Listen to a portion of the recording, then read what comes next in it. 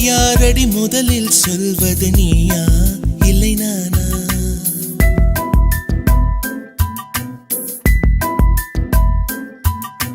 காதலை யாரடி முதலில் சொல்வது நீயா இல்லை நானா? காதலை யாரது முதலில் சொல்வது நீயா இல்லை நானா? நான் சொன்னால் நீ வெட்கத்தில் சிவப்பாயா இல்லை அடிப்பாயா? நீ சொன்னால் நான் வானத்தில் பறப்பேனா இல்லை மிதப்பேனா? நீ இல்லையே நான் மண்ணிலே இருப்பேனா தொலைவேனா மறிப்பேனா?